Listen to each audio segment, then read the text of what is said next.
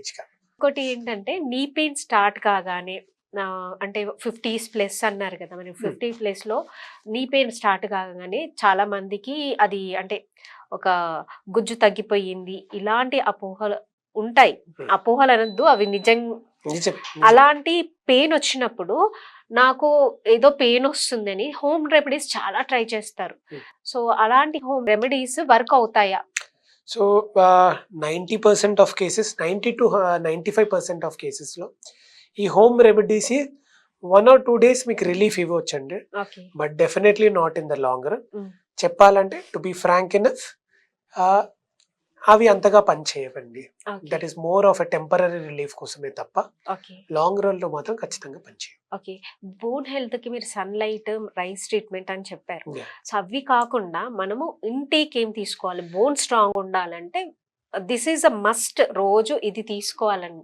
So very good question అండి. I think all the చిన్నపిల్లలు ఎవరైతే వింటున్నారో రిమెంబర్ దట్ మనము డైరీ ప్రోడక్ట్స్ లైక్ మిల్క్ లాంటి ప్రోడక్ట్స్లో కాల్షియం అనేది వెరీ అబండెంట్.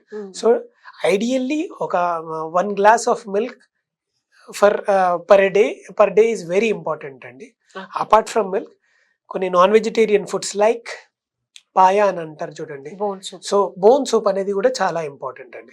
అది కూడా మనం అంటే డైలీ తీసుకోవాల్సిన అవసరం లేదు, వారానికి కానీ 2 వారాలకు కానీ ఒకసారి తింటే, ఎస్పెషల్లీ కిడ్స్ కానీ, సో దట్ అది వాళ్ళకి చిన్నప్పటి నుంచే కొంచెం గట్టిగా ఉంటాయండి.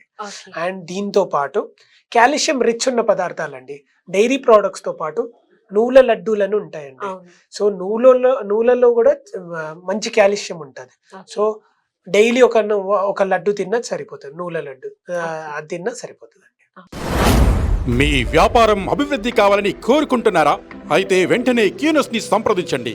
Schools, colleges, banks, shops, office promotions, land promotions, political promotions, restaurant promotions, hospital promotions, పుట్టినరోజు వేడుకలు, శుభకార్యాలు, వ్యాపారాలు ఏవైనా, సందర్భం ఏదైనా ఇప్పుడే క్యూనస్ ద్వారా తెలియజేయండి.